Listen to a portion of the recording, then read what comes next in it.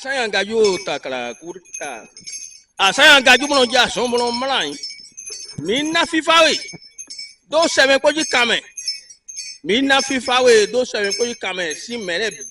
Préserver la culture traditionnelle, c'est honorer le passé. Telles sont les intentions qui ont réuni une fois encore les fils et filles de la commune de Semekpodji ce vendredi 10 janvier 2025 en pleine effervescence de la deuxième édition des Vodou Day au Bénin. Aménagée pour la circonstance, la place du monument aux morts de la commune a servi de cadre pour les manifestations officielles à l'instar des autres communes du Bénin. Majesté, chers prêtres et prêtresses, dignitaires du culte vaudou de la commune de Semekpodji, chers invités, je vous souhaite la bienvenue sur ces lieux devant abriter les cérémonies de commémoration de nos cultes endogènes. À l'heure de cette nouvelle année, vous voudrez bien me permettre de vous formuler mes vœux les meilleurs. Majesté et chers invités, honorables invités, la commune de Semekpodji regorge beaucoup de potentiel touristique, tant matériel qu'immatériel, et nous devons en donner la preuve chaque fois que l'opportunité nous sera offerte. C'est le lieu de témoigner notre gratitude au président de la République, son Excellence Patrice Talon, pour ses nombreux investissements dans le cadre de la révélation de notre culture. C'est aussi le lieu de remercier le premier des citoyens de la commune de Semekpodji, M.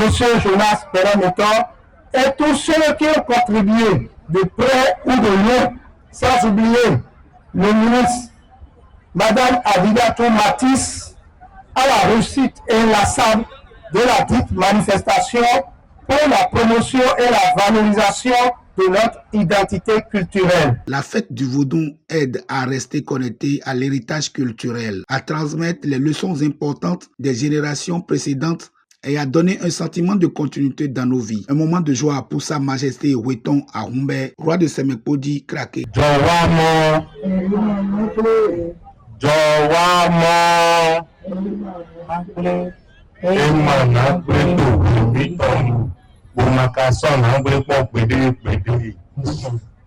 Merci. Cher ami. Mi kudo Semekpodji to mi kudo wo kenu sanu achanu ayonu yopovu meho sunu yonu Semekpodji to mi kudo Polona yi kwedagbe na mi dada na mepo. Koche ma supo na dondo nukoto mi tole pataki me edowa na do mere kwenu we job me kwenu mo ita mi na mo do igbedi to ga mi to sisi jehe Atanas Patrice Talon, architecte Beneton, puis c'est ouais architecte d'Aro Beneton, Pépé, et mes ponts, au dos, au point nous corps, au point aussi, au point million, mais mon nez de Dijon au Bénin, Ibagi, mon nez Bénin, l'île, mais bien couton, mais bien en bon, mais bien tourné que toi, Igba Beneton dit, mais mon nez Dijon, à quoi nous benozé, mais ne bodo bayi, architecte d'Ahoropo na miwe toyi gbaji mi me po patapata se poji to na bioro mi ko pelo ko yin mi le pe na to gan mi to ni mi wa tro frère mi na gobio assemblée mi mo ni do nu me to nyo yo pa gigona akuno peno on parti qu'on nous met celle mimo mi me vie gbedi mimo merawo mi ton novi mi ton honorable mi ton sisi jehe da holupo de do tadagbe son do kaka ya kabo taragbe o mara fo gbere honorable Chaloumagne Renfort député à l'Assemblée mi le pene na mi C'est le coup de phénomène.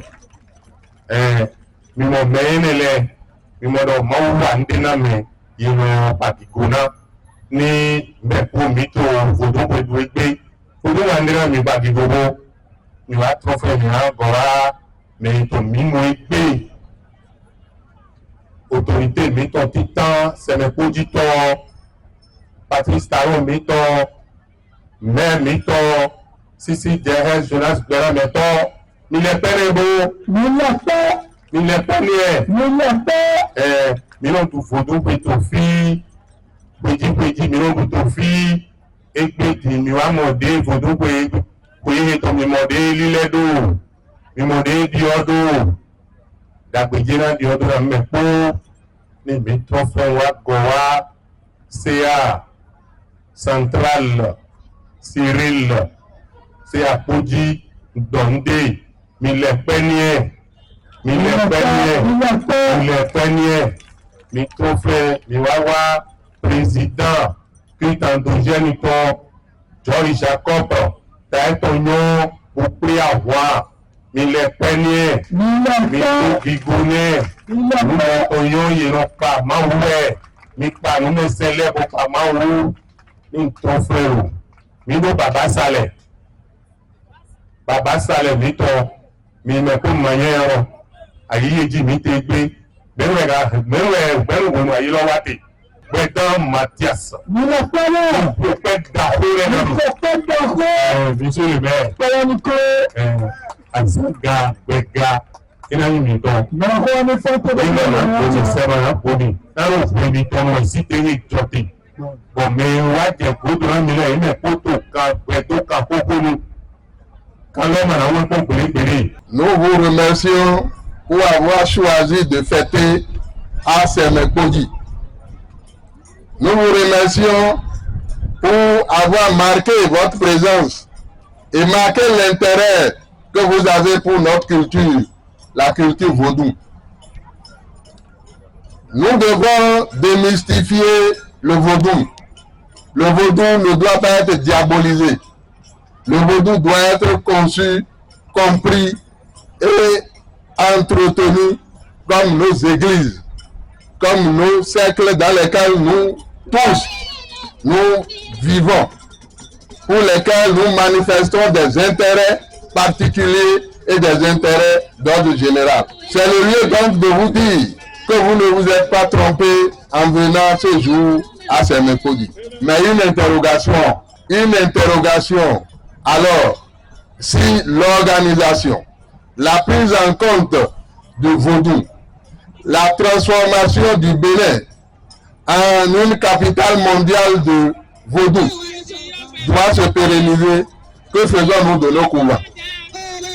Que faisons-nous des adeptes qui doivent continuer cette tâche et être une matérialisation de ce que nous croyons, à ce que nous disons, à ce que nous faisons? Pourquoi baptiser les gens tous les jours dans les églises? Et combien on initie dans les couvents aujourd'hui? Nous constatons un vieillissement inquiétant de cette population-là, alors que nous faisons une campagne d'envergure internationale pour valoriser le vaudou dans notre pays. La commune de Semekpoji que je dirige ce jour doit savoir que la réhabilitation des temples, des couvents, est en même temps une obligation que la construction des écoles, la construction des centres de santé. Nous devons réfléchir, nous devons réorienter nos pensées, nous devons reconcevoir ce que nous pensons, de ce que nous voulons vivifier, de ce que nous voulons élever. Des décorations et attestations ont été décernées aux fils et filles fidèles à la tradition dans la commune. Nous comptons les mots, nous comptons nos gants, d'arole, ndewe yemo, ododo unton miu meyi, unzon wa tole go to egbe, sansanji. Alors deji we yemo mido, ododo unton me.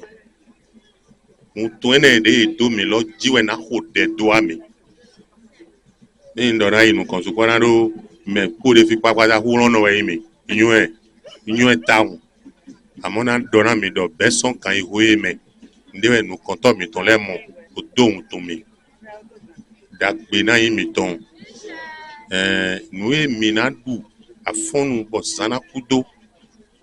De mitomana bako.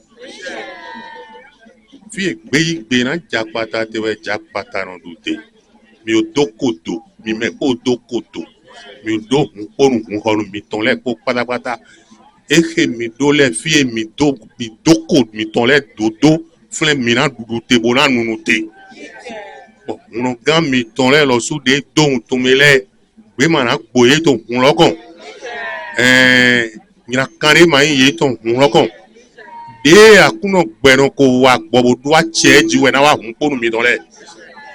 Ehe mi ka sọ se gbé ehe tó tó mẹ̀ lókòlókò mi tán níyìn yìí ṣètọ́ ọ̀mì ní yí bó yìí ṣe bó wà déjì náà kó èdè èvò dé jà yàfọ̀ mi tán náà sọ pé tó fi ká mi tán máa ká tó kò mi tán máa ká tó wà mọ̀ ndé mà náà jẹ mẹ́rin jí à mọ̀ ẹ̀ náà dọ̀ àmì dọ̀. Oui, so stars on y tombe à Kéji Ramodi. Kento sunu kento onu e sota sen positive vi. A Kéji Ramodi. A kan ke agbe wana loko e amu e do come. Me gbe wana mi le ko patapata ya fleson mi go. Kele na imi don, zana imi don, dagbe anti na mi e a chia mi. O tunde edo gomi o nundo do me mi ton sisi jeha. De do fine bodo ndo sisi jeha mi ton Patrice Talon.